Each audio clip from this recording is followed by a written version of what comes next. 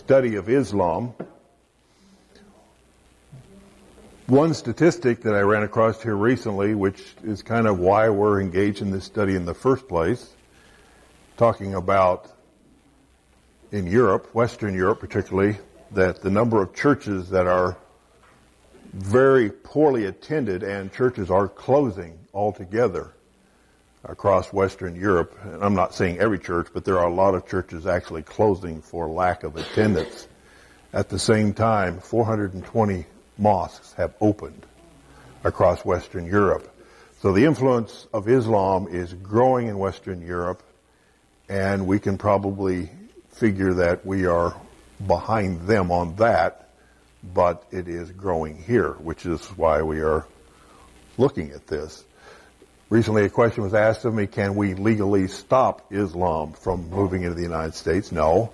Under our freedom of religion clauses, that is their right to practice Islam here in the United States, but we do not have to accept Sharia law under the Constitution wherever it's contrary to the Constitution.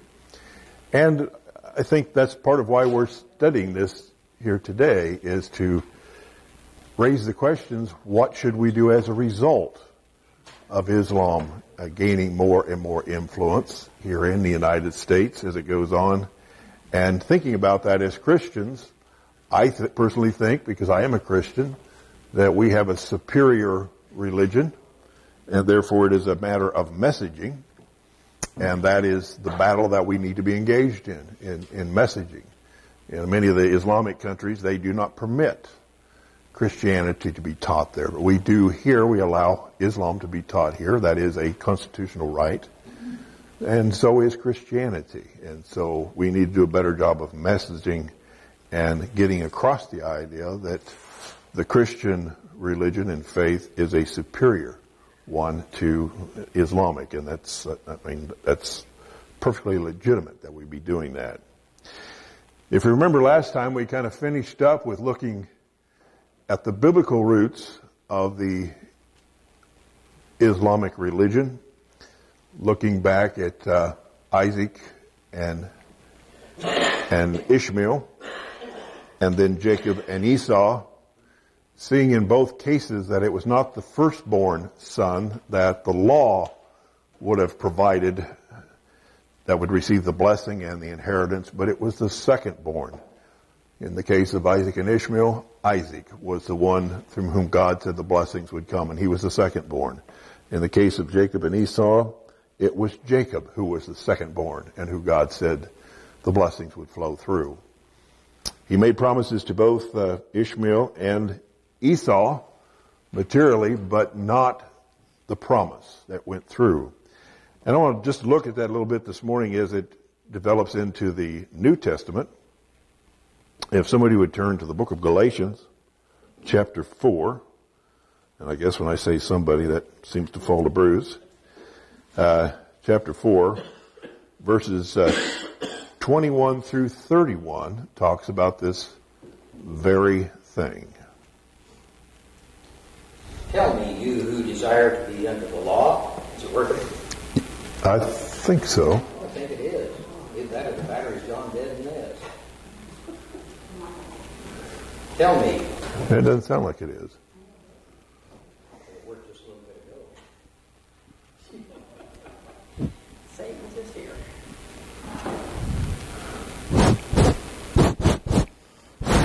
Now it sounds like something's going. Tell me, you who desire to be under the law. There, it's working.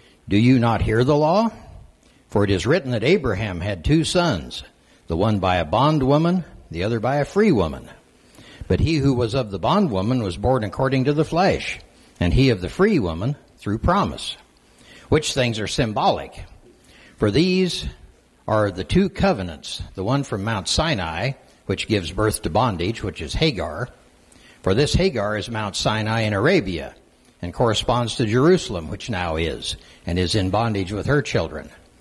But the Jerusalem above is free, which is the mother of us all. How far, Steve? To 31. For it is written, Rejoice, O barren, you who do not bear. Break forth and shout, you who are not in labor. For the desolate has many more children than she who has a husband. Now we, brethren, as Isaac was, are children of promise.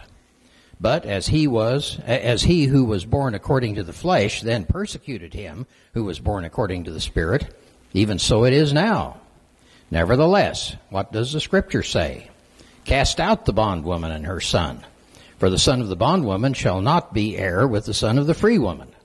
So then, brethren, we are not children of the bondwoman, but of the free. And let's also, and then we'll look at that a little bit more, but also in the book of Romans, chapter 9, verses, I think, starting about 7 through 13, if you'd read those. Chapter 9, 7 through 13. Paul, again, making very same argument. Romans 9, 7 through 13. Nor are they all children because they are of the seed of Abraham. But in Isaac your seed shall be called. That is, those who are the children of the flesh, these are not the children of God, but the children of the promise are counted as the seed. For this is the word of promise. At this time I will come, and Sarah shall have a son. And not only this, but when Rebekah also had conceived by one man, even by our father Isaac, for the children not yet being born, nor having done any good or evil, that the purpose of God according to election might stand, not of works, but of him who calls. It was said to her, the older shall serve the younger. As it is written, Jacob I have loved, but Esau I have hated. Okay. So, Paul is talking about this very thing that we have talked about, but he has expanded that beyond what the Old Testament has taught, in that Isaac, Ishmael, Jacob, Esau were symbolic of something much bigger. In both places, they refer to the children of the promise, the children of the flesh. And this is not, as Paul is relating this is not merely Christianity versus Islam. This is Christianity versus non-Christianity. It is those who come to Christ, through whom the blessings do flow.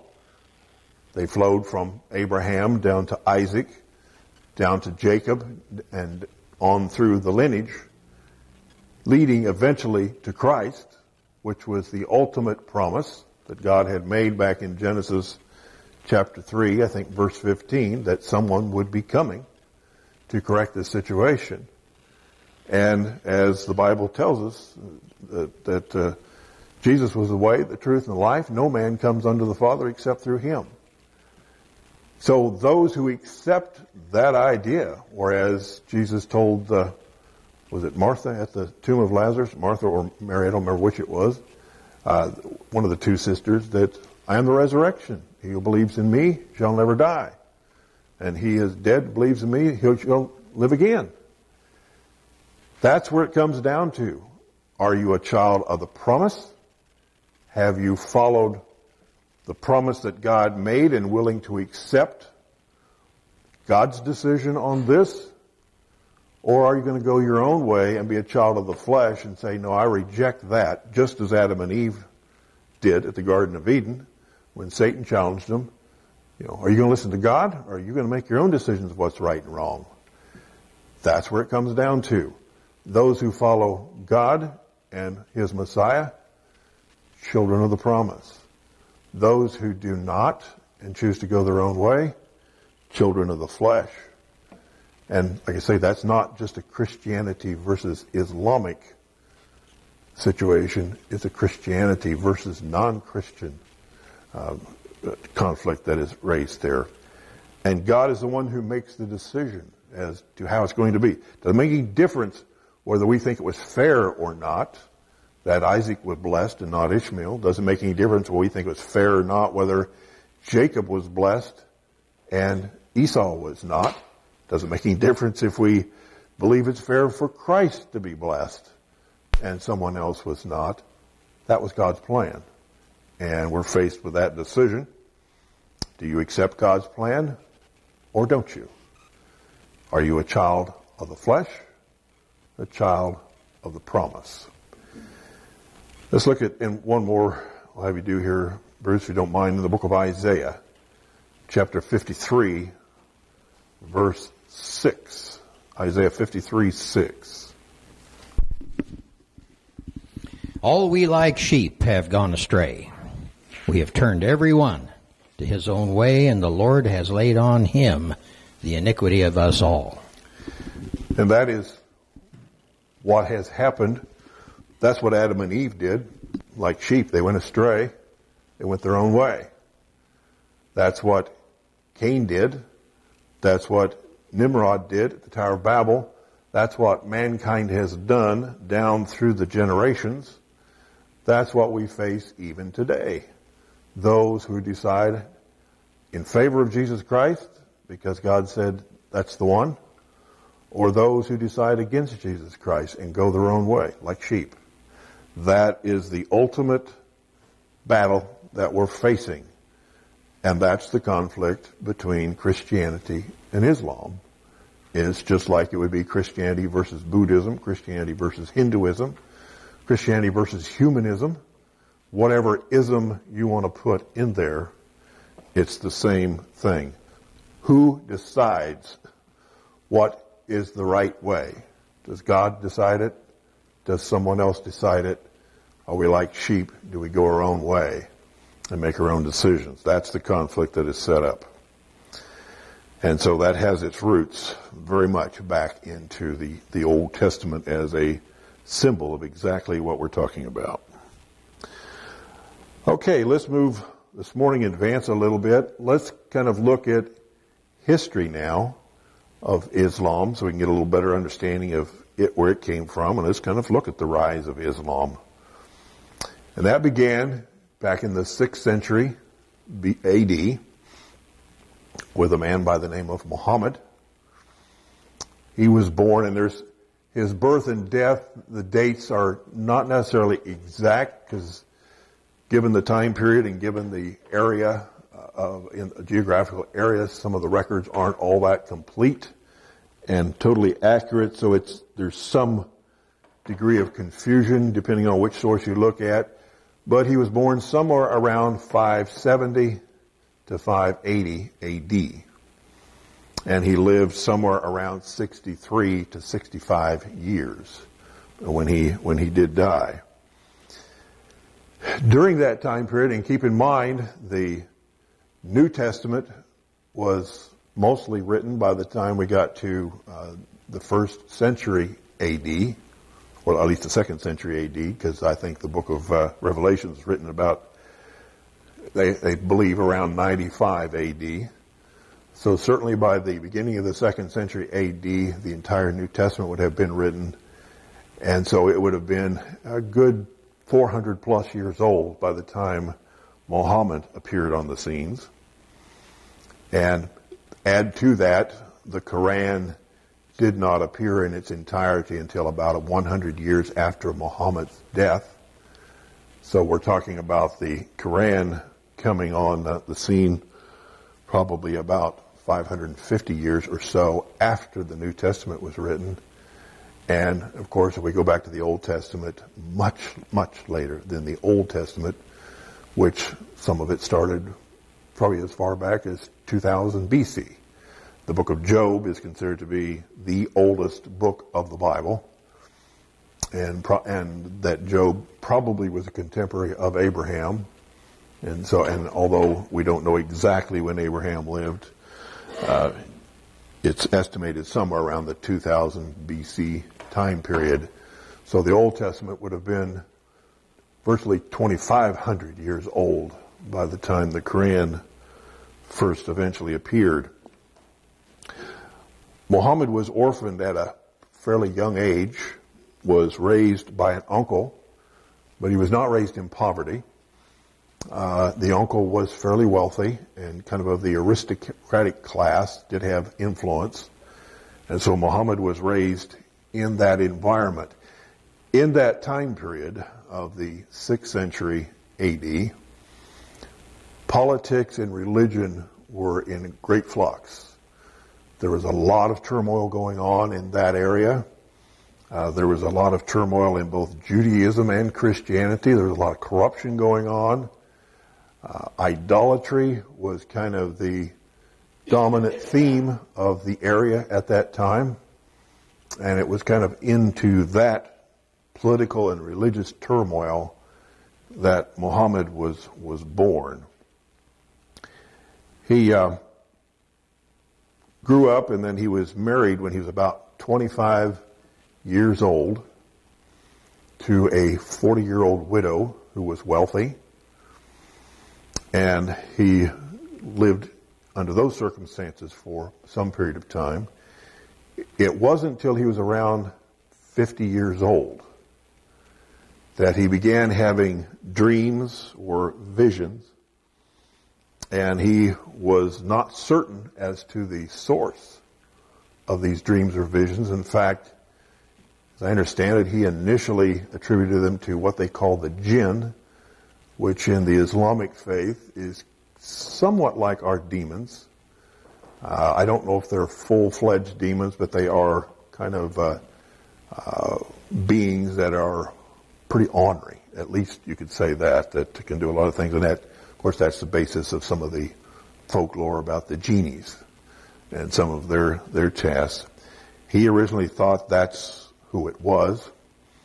It was his wife that convinced him that actually the messages he was receiving was from God, and actually through the angel Gabriel. So it was her that kind of came up with that idea that this was a new revelations. And it is said that Muhammad was illiterate, so he did not write down the Quran, although he is the author of it virtually entirely. It is said that some of his followers wrote it down on all sorts of different documents, scraps of paper, parchment, just kind of scattered everywhere. And it wasn't until 15 years after his death they began trying to assemble some of that and putting it together. And it wasn't until 100 years later after his death where they finally got together what we would now call the Quran. There is some indication that a great portion of his writings, which were not his but written down by other people, were lost. So how complete the Quran is, I suppose, is some degree of speculation. There is no original Quran in existence, but some of the ancient copies of the Quran do not agree with some of the modern copies of the Quran. There is some differences in them. And so just considering the whole process of how it's put together raises some questions about its accuracy and its total authenticity, because it is perhaps only part of what Muhammad claimed he was given. And it came through third parties, and there is some disagreement between the older and the newer versions. The Quran is one of the major books of Islam. The other one is the Hadith. The Quran is supposedly the sayings of Muhammad, of what he saw, his visions. The Hadith is supposed to be a collection of either sayings attributed to Muhammad, or things about Muhammad, or things said by people who were associated with Muhammad. And there is no one hadith that all of Islam agrees with. There are about 6 major ones that are considered the most authentic. There are some out there that some don't accept as authentic at all, and they don't all agree with each other. And some sects of the Muslim world accept some versions of the hadith and don't accept others, and vice versa. So it's a little bit vague as to, if you say the hadith, the question is, which one are you talking about? And is the hadith an actual separate book? It's a separate. Just like an addendum It's to a the Quran? it's a separate book, but it's supposed to be a supplement to the Quran. And like I say, I don't think there's any universal agreement as to which version of the Hadith is correct, and there are some versions out there that some just flat out say are fakes. That these 6 ones that they consider the most authentic, I don't know if anybody actually claims total authenticity, but there again, the different sects. Some believe in a couple of them, but don't believe in the rest, and others believe in 2 different ones, and so there's a lot of confusion as to what hadith you're actually talking to. And keep in mind, it is all sayings attributed to, again, to third parties as to what they say had been said. So it's a little tough for anybody to authenticate, because there's nothing to compare to. There's no original writings of Muhammad to compare to, because it's all third party, both the Quran and the Hadith. By the time Muhammad became about 50 years of age, that's when he began having these visions. And he finally came to the conclusion that he had received a new revelation from God. And the Quran does speak of the Torah, the Jewish Old Testament. It does speak of the New Testament. It gives some acknowledgement to them. It even accepts some portions of them. But the Islamists would say that the Quran overrides both of them. That it is the latest edition or revelation from God, and therefore the most accurate. And any place that it disagrees with the Old Testament or the New Testament, the Quran would then prevail under the Islamic belief.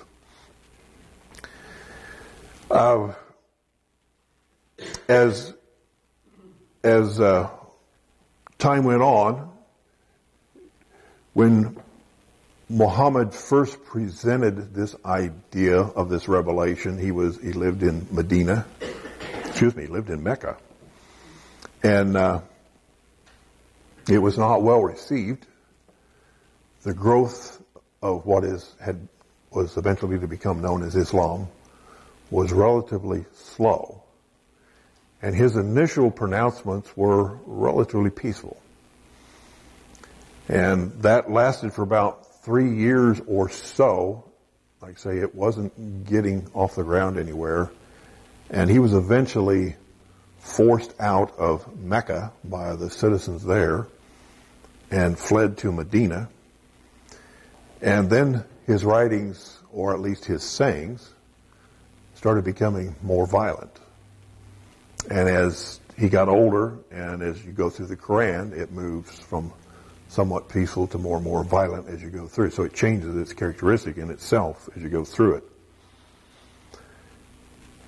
Some would say maybe he turned into a bandit. I suppose it all depends on the eye of the beholder. Freedom fighters, one man's freedom fighters, the other man's terrorist, that type of thing. But he became more violent. He grew through the sword. He gained followers around him that were willing to use the sword to force themselves. Caravans were attacked. Tax was imposed upon caravans and other things in the areas under the influence of Muhammad and his people. And Muhammad did become fairly wealthy as a result of a lot of this. Once he gained enough power, he then returned to Mecca and, again, with the sword, subdued Mecca and established his headquarters there. And as I understand it, Mecca is now considered to be the most holy site of the Islamic world, Medina being about the second holiest site, and I'm not sure I could tell you where the third holiest site is. Jerusalem, I think. Well, no, actually the Quran doesn't even mention Jerusalem. And they claim now it is, but the Quran itself never mentions Jerusalem, never declares it to be a holy site. It was a capital of nothing as far as in the Islamic world. That didn't happen until That started picking up in the 1960s, where that started coming in. We'll talk about that maybe at another lesson. But so anyway, those became the holy sites.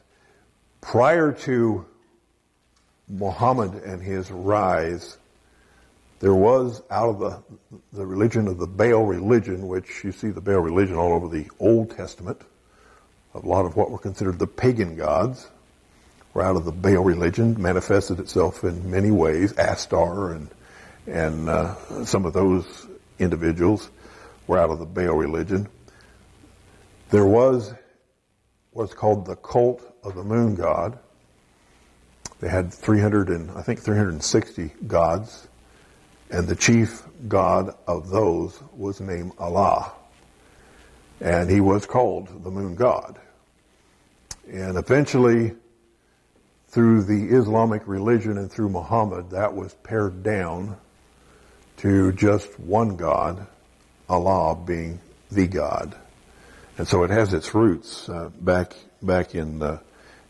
Now, like I say, the Islamists would claim that they claim the roots clear back to Abraham and to Isaac and Ishmael, claiming that Ishmael would have been the one who actually received the blessings, and therefore everything flows through Ishmael, and that they are the true believers, and that what Muhammad did was basically revive that ancient religion and bring it on forward as being the true religion. And so that's where they would trace their roots back to.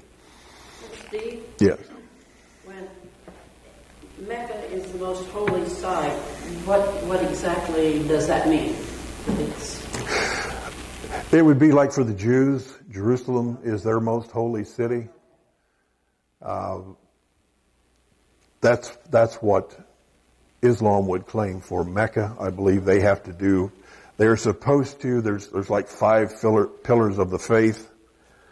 If one of those is you are to make a pilgrimage trip, if you possibly can, at least once in your lifetime, to Mecca, and go there as part of your service to Islam and to Allah. You are to do that. Praying 5 times a day is another part of that, and that is virtually mandatory for the Muslims to pray 5 times a day. And from the sites I could look at, from the information I could look at, that is mandatory. They are to pray in Arabic, even if they don't understand Arabic. They are to pray in Arabic. And they face Mecca. And they face Mecca, being the holy. As did Daniel face Jerusalem when he was in captivity. I mean, that's kind of how the two relate to one another, is those types of things. That they just stop wherever they are? Yeah. Yeah, they do in schools, in places of that nature. I had hearings here a few years ago when I worked for the state out with western Kansas. There's a lot of beef packing plants out in western Kansas, and a lot of the beef packing plants they're multicultural. They have a lot of people from a lot of countries, and primarily because they pay very low wages. And it is people who come in from other countries, low-skilled people who come in from other countries. They tend to migrate to those types of jobs. Perhaps that's all that's available to them. And of course, they establish communities, so others come in out there and then get in. But there was a growing thing out there, and I had a hearing with them out there in which that was one of the issues. Is the plant out there had to establish during the work day times, in addition to regularly scheduled breaks for everybody else, times that the practicing Muslims could leave the kill floor and go to a special room and engage in their prayers during that while they're in the work time. Who is responsible for that law? That's the law that I was dealing with, or the law that they have to do that. Well, it got down for what I was dealing with. I mean, of course, under their law, that's the Islamic law, the Sharia law that requires them to do that. Under us, it became, under the law that we were dealing with, became freedom of religion and equal protection. is what it came down to, as to whether the company had to accommodate them. And actually the company had accommodated them and provided that to this particular individual that I was having the hearing with, who was Muslim. And they had provided that because there was more than one Muslim that worked in this particular plant. There was a group of Muslims, and they had provided that to them where they were given those extra breaks.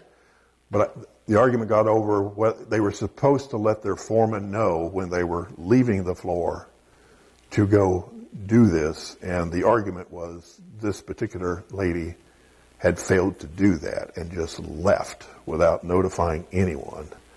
And therefore she was fired for failing to notify her supervisor. She claimed she did. The foreman claimed she didn't. So that's where the argument came down to. But well, it does. But that's part of what we're talking about. The growing influence of Islam in our culture. It is growing. It is in the workplace.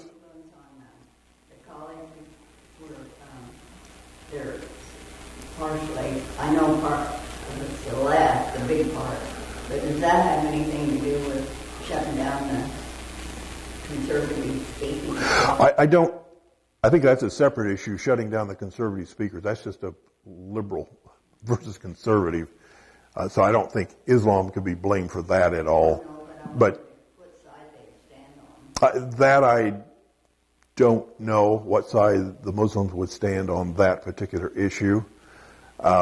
Many of our colleges do accommodate prayer rooms for the Muslims too, and allow them to engage in that as well. That was a big issue down in the prison down in Cuba, Guantanamo Bay.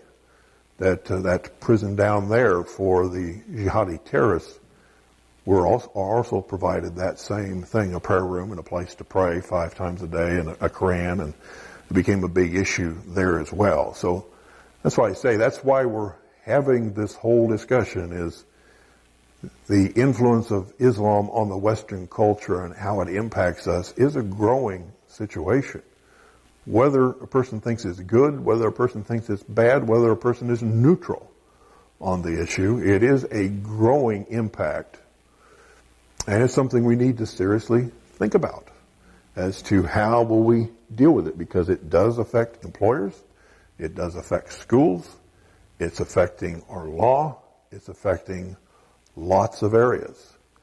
And so it's something that we definitely need to be aware of and have some idea of some of the roots of this, and a little bit about what the other side stands for, what they believe in.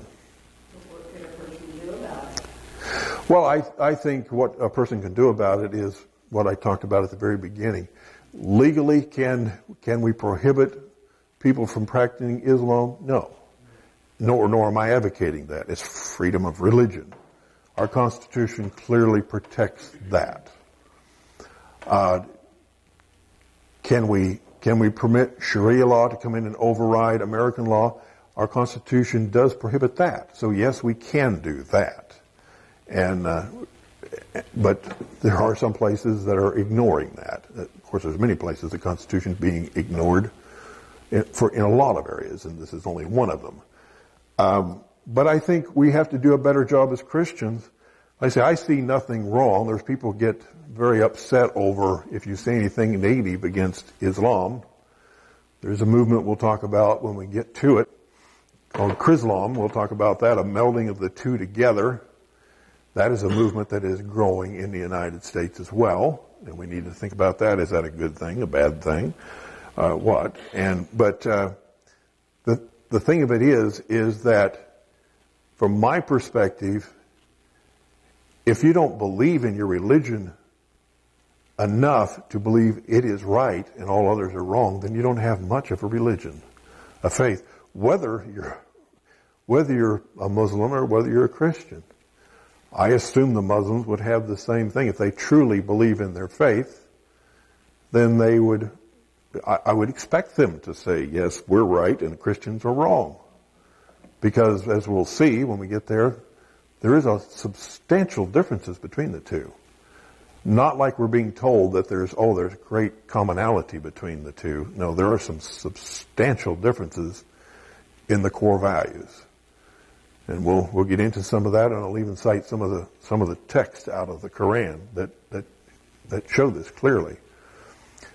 I believe that, okay, just let me finish this. I believe that as well, that from a Christian perspective, if I don't believe that my religion is superior to Islam, then I'm not much of a Christian.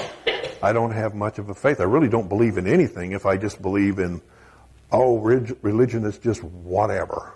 As long as you're sincere, but it's whatever. God had multiple plans for multiple different people, and sometimes they even conflict with one another. Think, what kind of God's that would do that? So I think what we can do about it, what we need to be doing about it, I think what we have is a superior religion, and that if we just do a better job of messaging it to the Muslims, we can win converts, just as they are trying to win converts to the Muslim faith, to the Islamic faith. We just need to do a better job of it, and we're not doing a very good job. And right now, in Western Europe, Islam is almost given preferential treatment over Christianity, and it is starting to grow here the same way.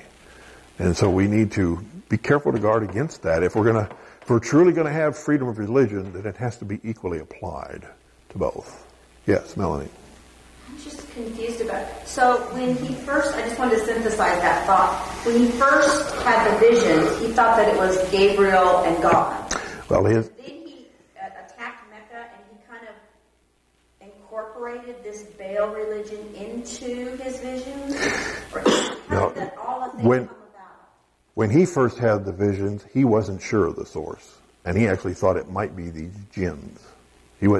Which was these kind of little evil spirits in the Islamic faith. It was his wife who convinced him the messages were truly from God. And that it was probably the angel Gabriel who was the messenger giving him these messages. So she influenced him on that. And so where does Allah come from? It wasn't from the beginning. Well, the God Allah was in existence prior to, at least a God, Allah, was named Allah, was in existence prior to Muhammad, through this Baal religion, through this cult of the moon god. He was in existence totally separately. And he was, and part of that was headquartered in Mecca, that religion. And when Muhammad moved in there and took over, then Allah started to rise as being the only God, and all the other gods kind of disappeared. So it came through these visions that he had that Allah was the only God, the creator God, the only God that had ever existed. So it kind of morphed, so to speak, from this pagan Baal worship to now a new religion, which as Christians we would call pagan because it's not Christian. It's not because we're being nasty to the Islam, but we call Buddhism pagan. We would call Hindu pagan because it's not Christian. But it kind of morphed into the religion we see now of Islam and Allah. Now the Islamists would say, well, Allah always existed, and that he was the creator, he was the original and always existed. So it's kind of an adaptation of something that had been in existence. Now, would the Islamists tell you that Allah was a moon god? No, I don't think so. But it kind of morphed out of that into what we see today. It would be interesting to know how Muhammad's wife came up with the idea that the angel Gabriel had spoken, because he comes out of the Hebrew tradition. Yeah, and like I say, Muhammad was aware, obviously, of the existence of the Torah, because it is in the Quran. They refer to it. And he was aware of the existence of the New Testament. And he was certainly aware of the existence of Christ. He didn't argue that Christ lived. He was aware of all of that. And so he would have had that mindset when this began, that he was aware, he had those in his background. But how she actually came up with the idea that it was a message from God and that Gabriel was the messenger, I don't know. There's more there than I know. I suppose, if you get deep into the study of Islam, perhaps one would have a better understanding of that, but I didn't get that deep into it. I'm looking only at the very basics, and that's all I'm going to teach here, and that's all I understand is the very, very basics of it. But the Islam religion, when they do anything, they always shout Allah, not Muhammad. Right, because Muhammad is considered just a prophet, whereas Allah is God. And that's part of what Chrislam is. We'll jump ahead just a little bit, but that is what Chrislam is attempting to do, is basically say the Christian God and the Muslim God are the same. We call him Jehovah, they call him Allah. But they're really the same. We're just the same God calling him by two different names. That's the movement that is afoot. And as you'll see when we get there, and probably not today, but when we get there, is that what the Quran teaches is very different than what the Christian word teaches. You haven't heard of what word? Chrislam? Yeah, it's a growing movement that is taking place, and it's kind of out of the ecumenical movement, the universalist church. We all for one and one for all, and let's just all get along. And so there's a movement to say, well, instead of us fighting each other, let's find where we agree on common things and work together. And to some extent, that's okay. There are some commonality in, they're opposed to theft and they're opposed to out and out murder. Now, we could define what that is. Depends whether you're a Muslim or whether you're an infidel. In the Islamic religion, you can kill infidels, and keep in mind, we are infidels because we're not Muslims. Anybody who's not a Muslim is an infidel. So they have a different set of rules for infidels as opposed to Muslims. But there are some commonalities that we have. But as we've talked about before, in which, Paul talked about that, Christianity is not just a set of rules. It's not a religion per se, it's a person. It's Jesus Christ. It's Jesus Christ being the Son of God and born and come to this earth to die on the cross for the sins of the world. And only through Him can we be saved by the grace of God. That is Christianity. And anything that doesn't preach that is not Christianity.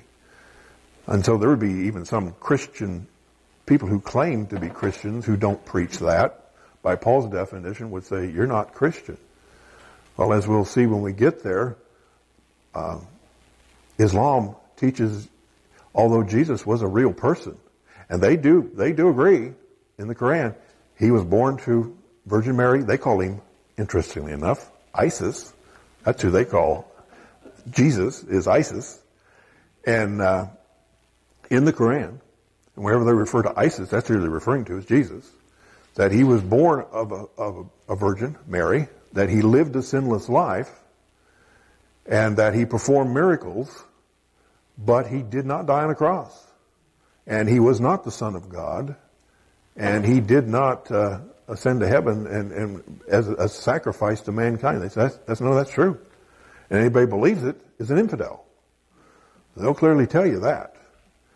And they believe Jesus is just another of many prophets, and that he is actually a lesser figure than Muhammad, even though they acknowledge Jesus never died.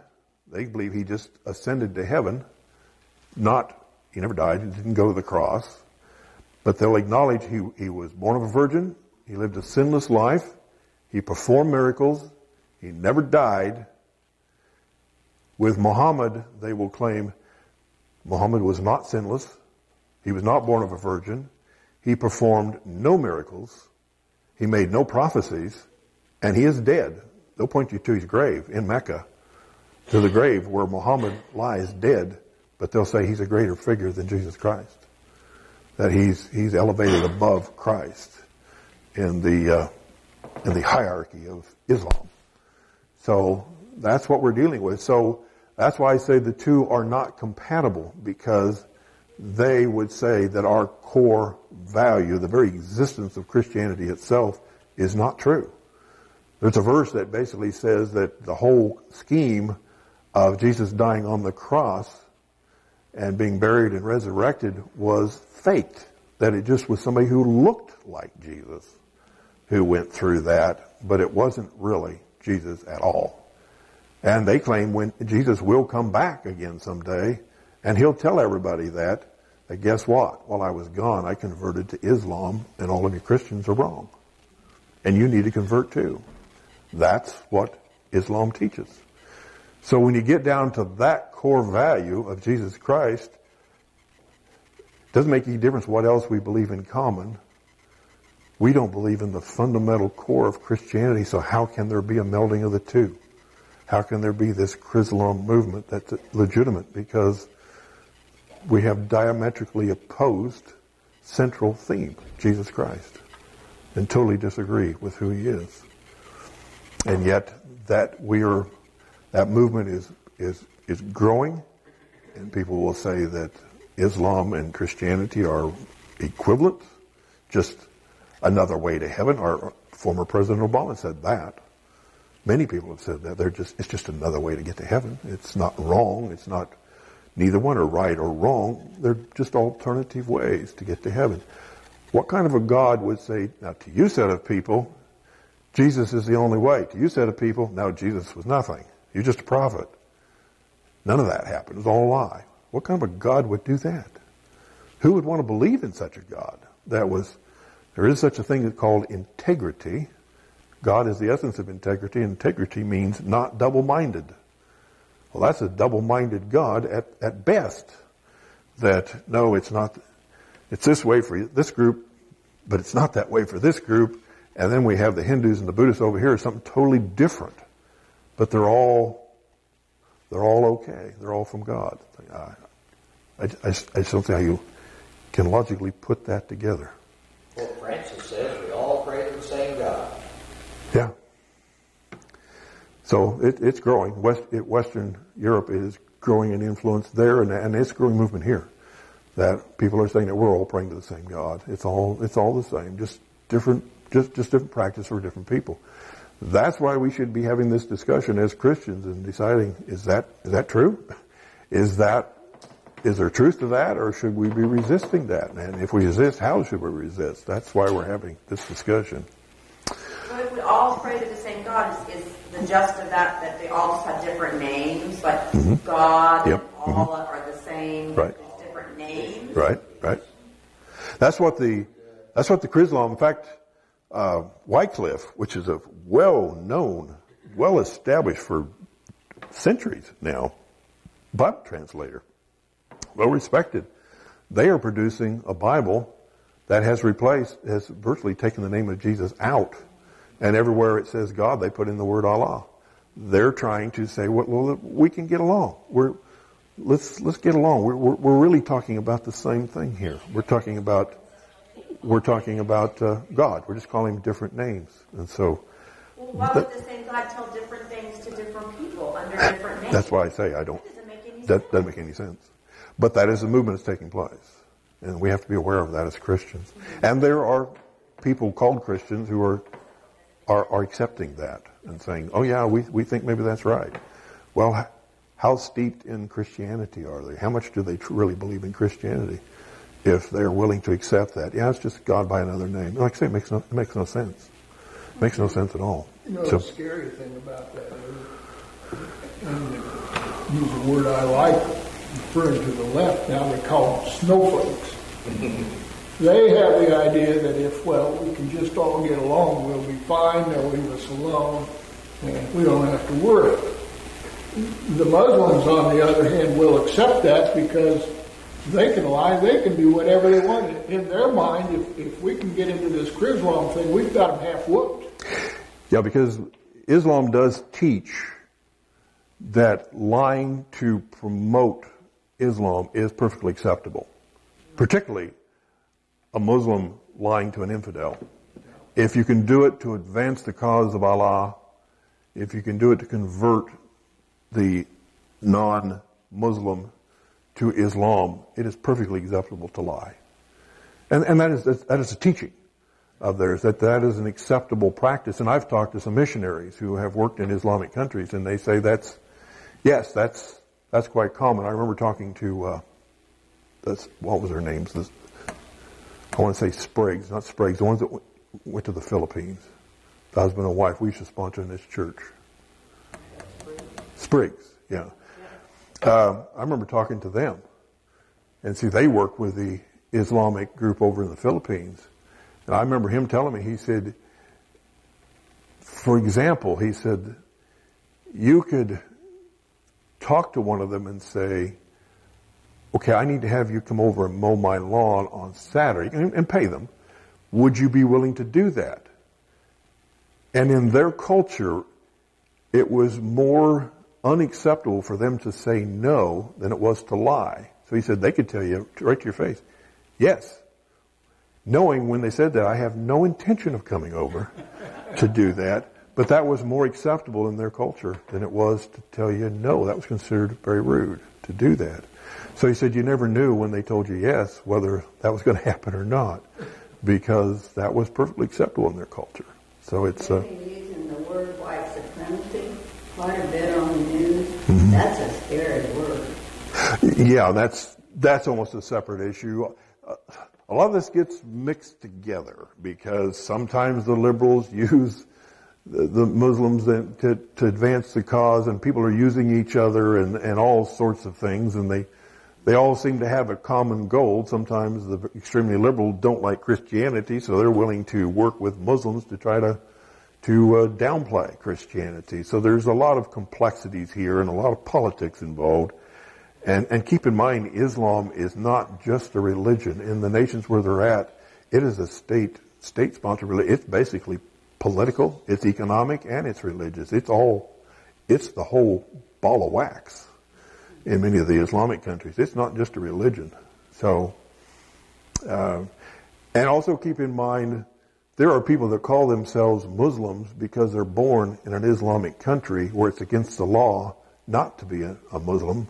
And if you leave the Muslim faith, you can be killed for doing that. So some of them are fairly secular. They claim to be Muslim, but they really have very little idea of what it teaches because they're not that interested in it, but they don't dare claim they're not because they could have a death penalty put on them.